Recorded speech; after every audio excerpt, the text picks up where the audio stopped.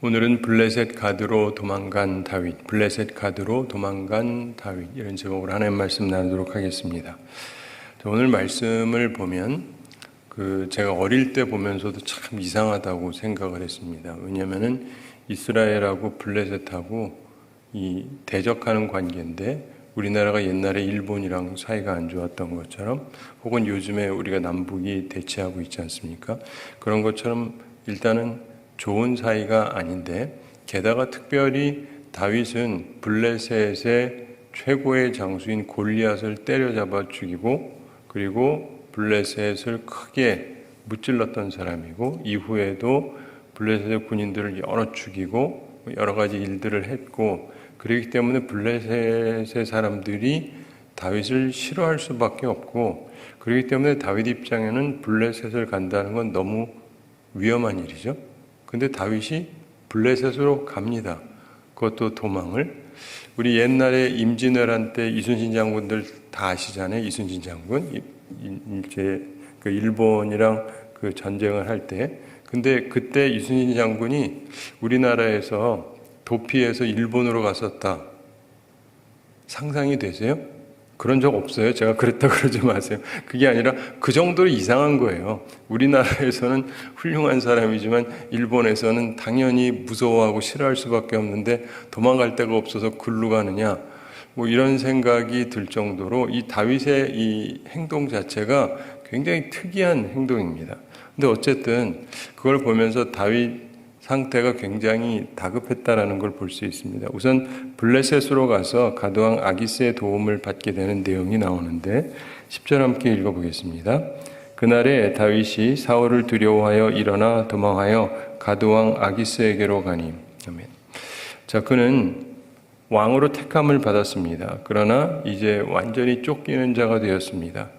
어디에서나 적이 있는 법인데, 어쩌면 골리앗을 죽인 것이 이 아기스의 호감을 사게 된 이유일 수도 있다, 이렇게 보는 성서학자가 있습니다. 생각해보면 일리가 있어요. 무슨 말이냐? 일본 사람들이라고 다 친한 건 아니에요. 우리나라 사람들 다 친하죠. 여야 다 친하죠. 아닌 거 아시죠? 네. 그러니까 무슨 말이냐? 우리 입장에서도 대체로 어떤 일반적인 생각이 있지만 상당히 좋아하지만 또 싫어하는 사람도 있거든요. 근데 만약에 누군가가 다른 나라에서 그 상당히 유명한 사람을 죽였다. 그럼 대다수의 사람들은 싫어하겠지만, 이 사람하고 내적으로 적인 관계에 있는 사람은 한편으로 잘 됐다 할 수도 있죠. 이게 인간의 관계가 이렇게 복잡한 거예요. 그래서 이 블레셋이라는 게 하나의 왕이 통치하는 그런 형태라기보다 여러 이 사람들이 다스리고 있는 상황이었기 때문에, 그렇기 때문에 일부러 이쪽으로 간 것이 아닐까, 이렇게 보기도 하는데, 그것도 일리가 있는 것 같아요. 네, 일리가 있는 것 같습니다. 근데 어쨌든 간에 하여간 그거는 정확한 건 모르고 그냥 그렇지 않을까라는 추정이니까, 그냥 하여간 이유가 무엇이든 그쪽으로 가게 됩니다. 어쩌면 제사장이 그쪽으로 가라고 했었을 수도 있어요. 우리가 아까 전에 봤던 내용에는 나오지 않는데, 나중에 나오는 내용을 보면은 그런 얘기가 비슷하게 나오는 것 같기도 해요. 그래서 제사장이 그쪽으로 가라고 해서 갔을 수도 있습니다. 그러나 어쨌든 그가 선택한 것이 그에게는 일단은 큰 해가 되지는 않지만, 거기서 확실히 있는데 문제점을 발견하긴 합니다. 자기 스스로가. 왜냐하면 아기스 신하들이 불평을 합니다. 11절을 함께 읽어보겠습니다. 아기스의 신하들이 아기스에게 말하되, 이는 그 땅의 왕 다윗이 아니니까. 무리가 춤추며 이 사람의 일을 노래하여 이르되, 사울이 죽인 자는 천천히요 다윗은 만만이로다 하지 아니하였나이까 한지라. 자, 골리앗의 칼을 가지고 다윗이 왔겠죠. 근데 그걸 보면서 이 사람은 미래에 우리의 적이 될 수 있다, 이렇게 옆에서 얘기했을 수가 있습니다. 모든 대인관계는 굉장히 복잡한데요. 사람들이 이제 왕이 되고 나라를 다스리다가 보면은, 지금 조금 더 강력해지고 싶으면은 현재 있는 사람만으로는 딱 그거잖아요. 근데 뭔가 외부에서 탁월한 사람이 들어오면 이게 힘이 도움이 됩니다. 그거는 이제 자기가 다스리는 사람은 그런데 이 안에 있는 사람은 그렇지가 않아요.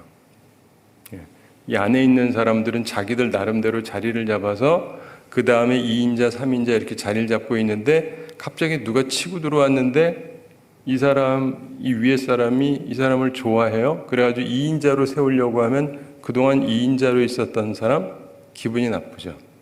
이게 내적인 갈등이 되는 거예요. 근데 다윗이 왔을 때 아기스는 기뻤을 수 있습니다. 왜냐하면 골리앗을 잡은 사람이니까 싸움 잘하는 사람이잖아요. 자기는 지금 싸움 잘하는 사람이 필요하거든요.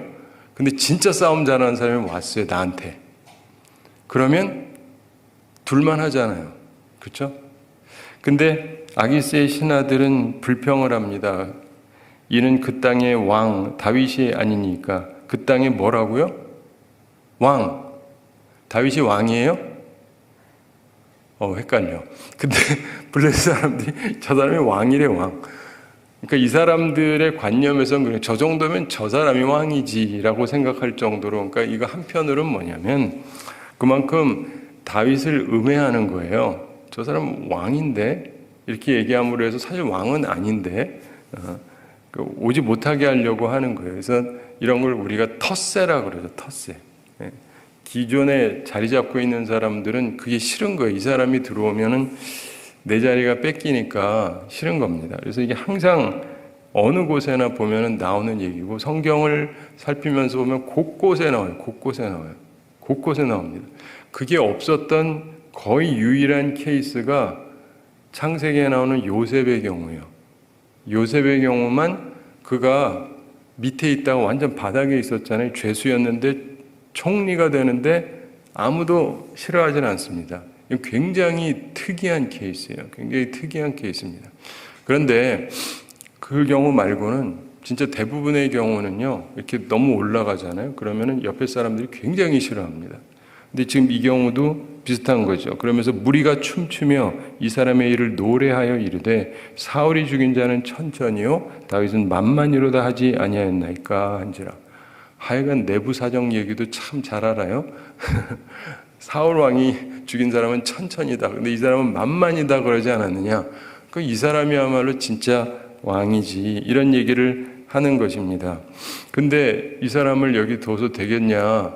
이런 얘기를 하는 거죠.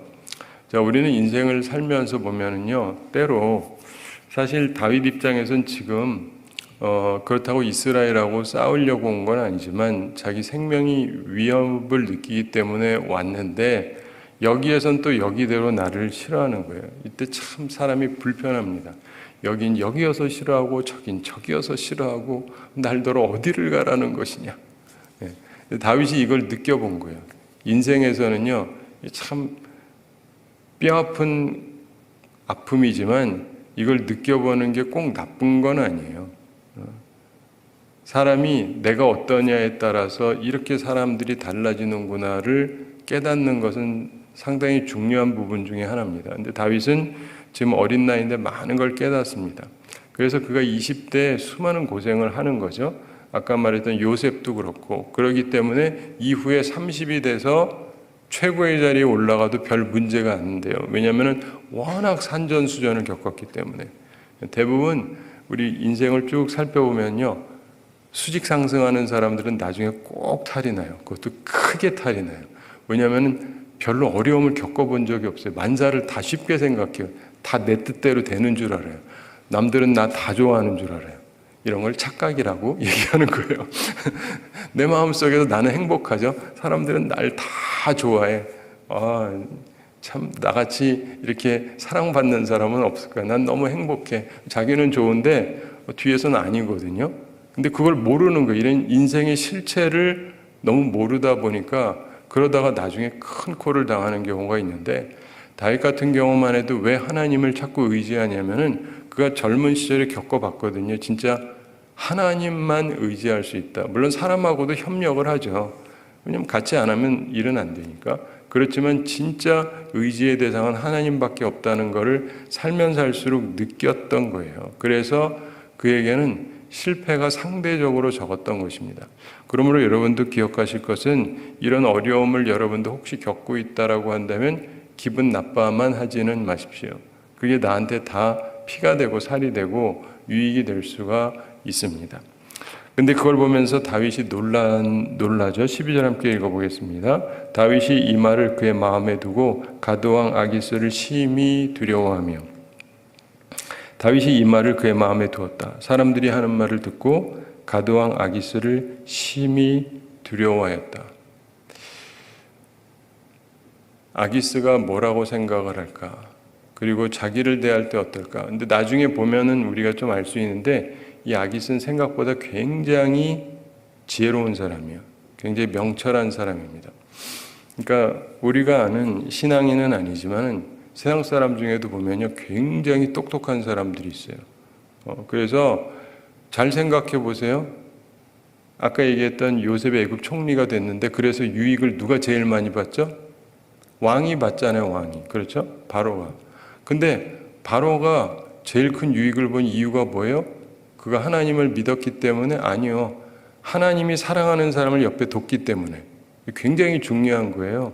세상 살면서도 보면은요, 교회는 안 다녀도 진짜 하나님의 사람을 알아보는 사람들이 있어요. 이런 사람들이 옆에 두고 해서 잘 되는 경우가 많습니다. 여러분, 우리나라 이제 시대가 이제 오래되니까 제가 요즘엔 느끼는 게 옛날에 제가 어렸을 때는 거의 상식이었는데 요즘에 30대, 40대 분들하고 얘기하다 보면 이분들한테는 역사예요, 역사. 나한테는 옛날 그냥 어릴 때 알던 얘기인데 전혀 모르는 얘기들이 많아요. 근데 그 중에 하나가요, 제가 어렸을 때만 해도 그 박정희 대통령을 본 적도 없고 역사에서 들은 분만 있는 분들도 꽤 많아요. 나이 젊은 분들은. 근데 박정희 대통령이 대통령을 하고 있었는데 그때 우리나라에서 썼던 유명한 구호가 있습니다.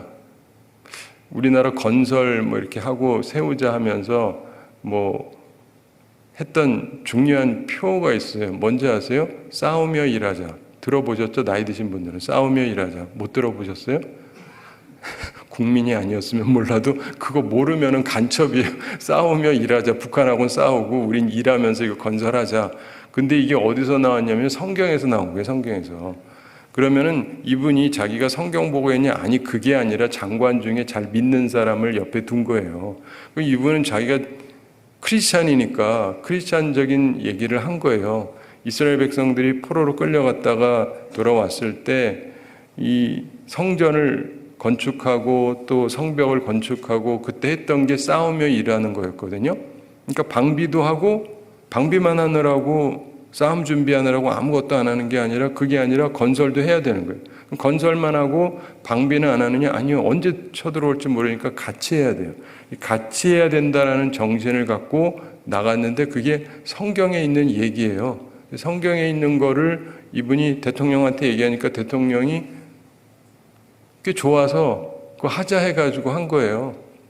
그러니까 무슨 말이냐면 그때 우리나라에 이렇게 일어나고 있던 것들 가운데도 그 대통령이 다 잘나서가 아니라 주변에 잘 믿는 사람을 옆에 둬가지고 그런 아이디어들을 끌어들여가지고 나라가 일어났었던 건데 이걸 대부분 사람들이 잘 몰라요. 근데 보면은요, 지금도 다 그렇습니다. 잘 되는 사람들 보면은요, 그 사람들은 좋은 사람을 쓸 줄을 알아요. 우리나라에 아주 유명한 어떤 기업이 있습니다. 거기는 사람을 참 잘 쓴다라고 알려져 있어요. 근데 어떤 사람은 그래요. 거기는 회장이 감옥 가도 상관이 없대요. 그래서 그러면서 회장은 아무것도 못한대요. 나는 말이 그게 아니고 그러니까 회장이 잘하는 거라고. 내가 없어도 돌아갈 만큼 사람을 잘 뽑아놨으니까 그게 이 운영하는데 제일 큰 거예요. 제가 3일 일주일 빈다고 우리 교회가 무너집니까? 전혀 상관없어요. 괜찮은 목사님들이 또 있기 때문에 하시잖아요. 이해가 되시죠? 네. 그러면 목사가 필요 없느냐? 그게 아니라 그렇게 포진을 해놨으니까 그게 가능한 거예요. 그런 것처럼 괜찮은 사람들 보면은 다 괜찮은 사람들을 옆에 데리고 있는 거예요. 근데 하나님을 직접 섬기지 않던 사람들조차도 그래서 잘된 경우가 많습니다. 다니엘 같은 경우도 그가 섬기던 왕들이 그런 사람들이잖아요. 다니엘을 그들이 중용했을 때 나라가 잘 되거든요.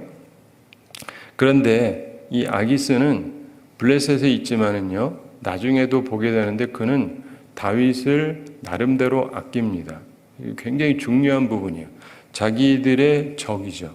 그럼에도 불구하고 사람 보는 눈이 있어요. 오늘 본문만 보면은 우리가 다 알 수는 없지만 다음에 나오는 것들이 이렇게 종합해서 보면 이 사람이 이 젊은 다윗이 어떤 사람인지를 누구보다도 제대로 꿰뚫어 보고 있어요. 그렇기 때문에 다윗 입장에는 이 사람하고 있는 게 제일 나은 거예요.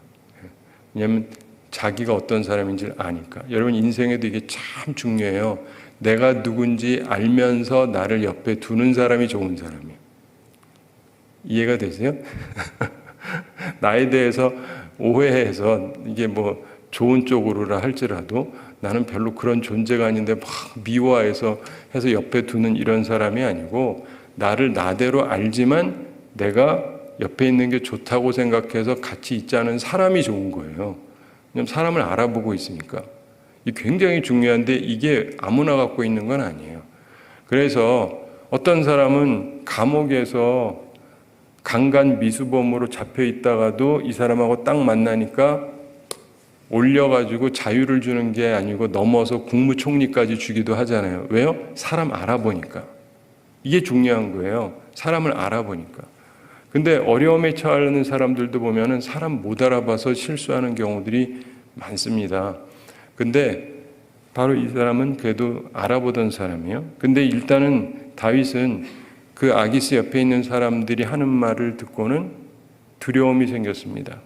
그래서 다윗이 처세를 하게 되는데 이 부분이 우리 입장에서는 굉장히 이상한 처세술이었습니다. 13절 함께 읽어보겠습니다.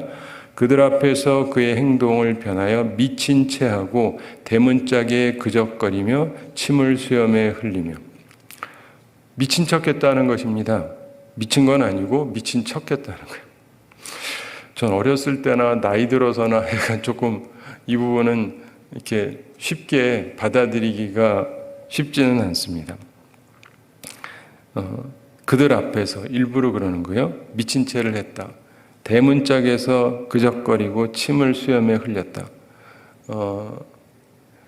제가 갑자기 교회 문 앞에서 여러분들 다 보는데 막 그적거리고 침 질질 흘리고 미친 거죠, 맞죠? 목사가 미쳤어 갑자기. 제정신이 아니야. 근데 그러고 싶을까요, 제가? 아니죠.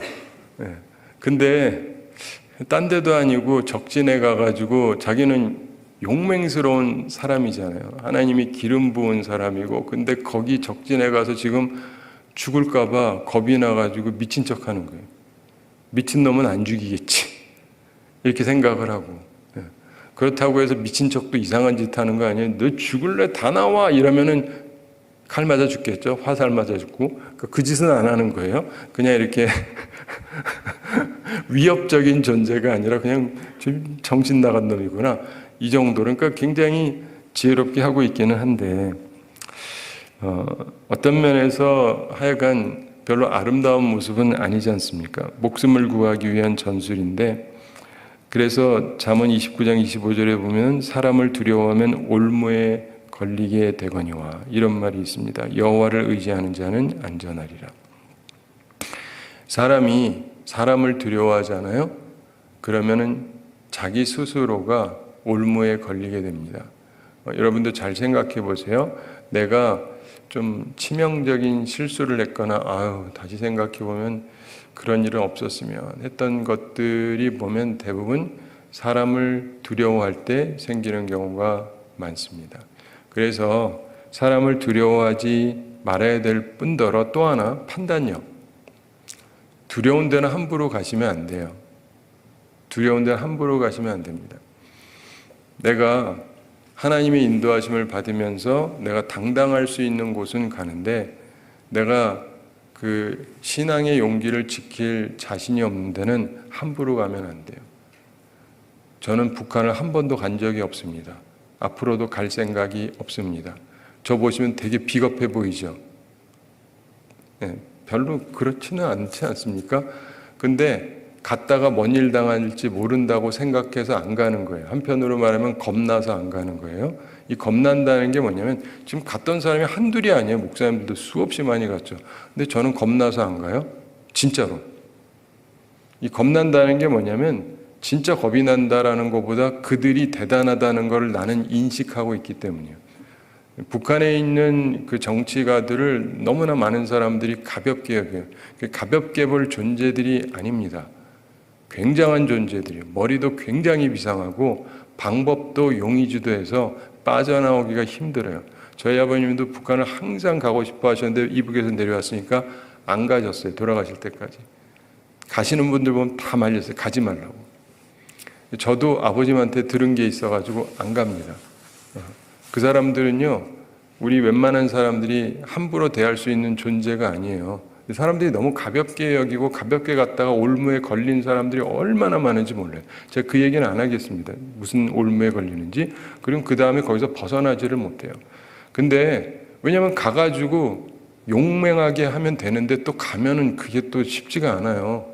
그래가지고 고개 숙이게 되고 그러면서 이상한 짓을 하게 돼요. 그렇기 때문에 사람을 두려워하지 말아야 되고 또 동시에 내가 대항하기 쉽지 않은 존재는요, 함부로 가면 안 돼요.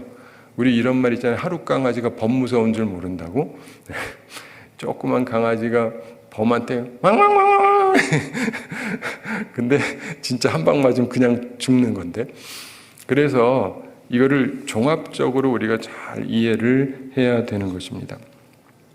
근데 어쨌든 다윗이 일단 그렇게 합니다. 자기가 아무래도 안 되겠다 싶으니까 그렇게 하는 거예요. 이걸 보면서도 우리가 생각을 해야 돼요. 그렇게 용맹한 사람도 어떤 상황에 처하면 솔직하기가 힘들어진다니까요. 그래서 이상한 데 내 발을 들이지 않도록 항상 조심해야 돼요. 그래서 복 있는 사람은 악인의 꾀를 쫓지 아니하고 죄인의 길에 서지 아니하고 오만한 자리에 앉지 않는다 이렇게 돼 있잖아요. 여기 하나하나 얘기가 함께하면 안 되는 데를 피할 줄 아는 사람이 복이 있다는 거예요. 이게 복이에요. 그게 복이라고요. 아무하고나 함께하지 않는 게. 그냥 나는 인맥이 넓어. 그래가지고 수많은 사람들을 많이 알아. 그래서 수많은 모임에 가고 이게 복이 아니고 안 가야 될 때 안 가고 멀리할 사람들 멀리하고 이게 복이다가 성경의 말씀이에요. 이걸 깨닫지 못하는 사람들은 성경을 이렇게 풀어줘도 못 깨닫잖아요. 그러면 바람에 나는 겨 같아요. 바람에 나는 겨. 보면 자유로운 것 같은데 정처가 없어요. 여기 붙었다 저기 붙었다 간에 붙었다가 쓸개 붙었다 여기 갔다 저기 갔다. 근데 하나님을 바라보는 사람은 항상 청청해요. 이리저리 움직일 필요도 없고. 그래서 인생을 살아가시면서 이걸 보면서 우리가 비판적으로 본다가 아니라 이게 이 정도로 쉽지가 않은 거구나. 이걸 깨달으셔야 돼요. 깨달으셔야 돼요.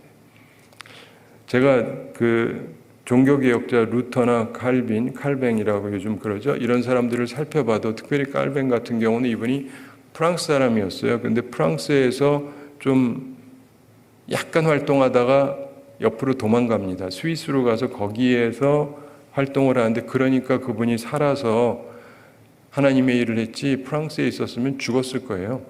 지금도 프랑스는 천주교가 대세입니다. 개신교는 몇 프로 안 돼요.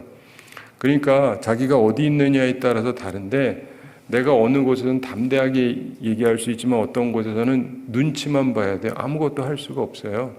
근데 이걸 깨닫는 것이 굉장히 중요한 부분 중에 하나니까 여러분도 아무 데서나 막 소리치려고 그러지 마시고 할 곳이 있고 안 할 곳이 있는 거 이걸 구별을 하셔야 돼요.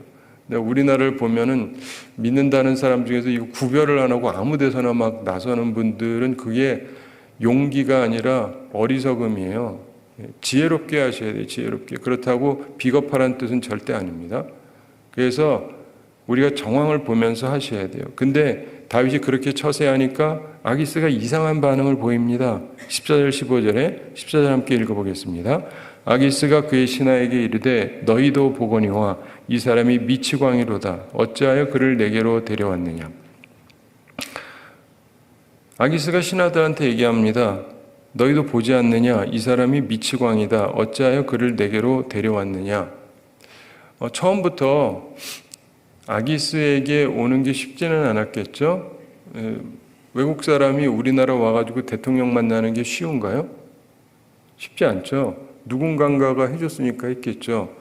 그런데 그런 얘기를 하면서 15절 함께 읽어보겠습니다. 내게 미치광이가 부족하여서 너희가 이자를 데려다가 내 앞에서 미친 짓을 하게 하느냐? 이자가 어찌 내 집에 들어오겠느냐 하니라. 아멘.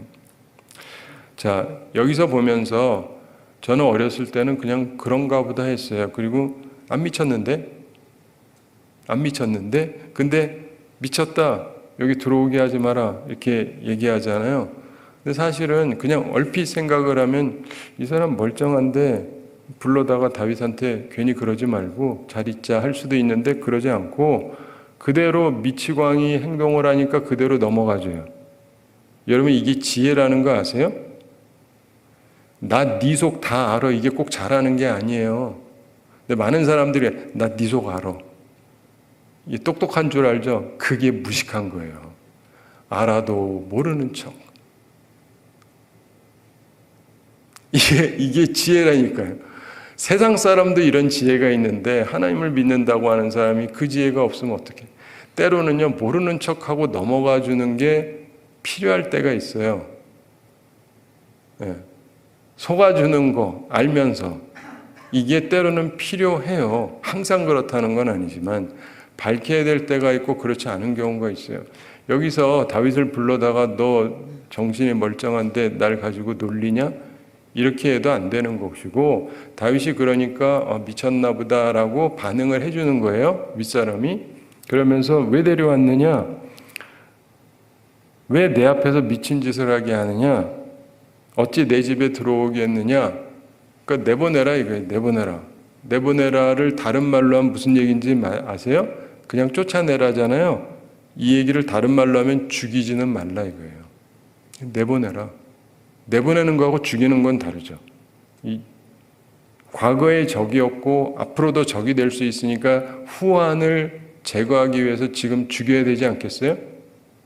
근데 그러질 않는 거예요. 그냥 살려서 보내주는 거예요. 다윗의 방법을 사용을 해서 그냥 미친놈 그냥 가게 둬. 가라 그래. 근데 이게 그를 살려주는 거예요. 이 녀석이 지금 나한테 와가지고 지금 이렇게 하질 않아요. 여기서 이 사람이 사람 보는 시각이 있는 거예요. 이후에도 이 사람이 다시 다윗하고 좋은 관계를 갖게 됩니다.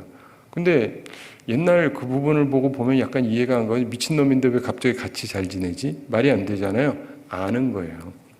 알지만 속아주는 거예요. 여기에 지혜가 있어요. 사람이 살아가면서 보면은요. 저 사람이 오죽하면 저럴까?